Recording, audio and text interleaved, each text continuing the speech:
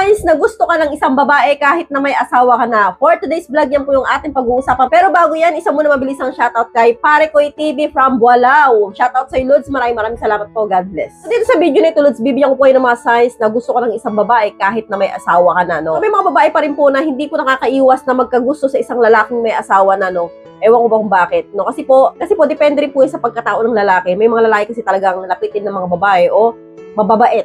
Madaling mainlove ang babae. Kasi na po tayo hagad sa number 1. Gusto ka Lods ng babae kapag lagi siyang naghaharap ng dahilan para makausap ka. Sobrang attention at effort niya sa'yo. So sa PM at saka chat, no, marami siyang tanong sa'yo kahit hindi naman importante. Madalas naaalala niya rin yung mga maliliit na details tungkol sa'yo. At higit sa lahat, Lods, mararamdaman mo na special ka compared sa iba. So kapag po ganyan Lods ng babae sa'yo, posibleng gusto ka niya. Proceed na tayo hagad sa number 2. Tagal may pag-eye contact sa'yo, sabay ngingitian ka pa.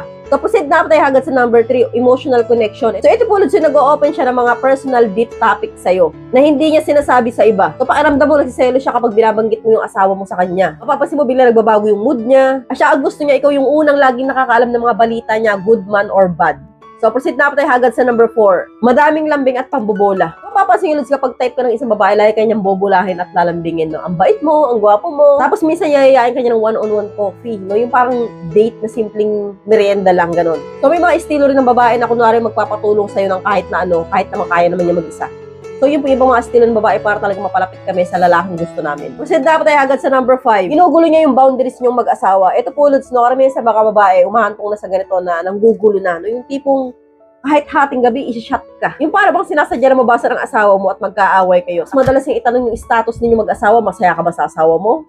Okay ka lang ba? So, kapag pulis, ganyan po yung babae sa'yo, size po yan na may gusto siya sa'yo. Pero ingat-ingat din dahil po may mga babae na handang wasakin ng pamilya para lang makuha ka. So, iba-iba po yung babae. Meron naman mga babae mapagparaya. So, hanggang dito na lang po tayo mga Lods. I hope you learned something in this video. More videos to come. So, stay connected and see you again to my next video. God bless. Bye-bye!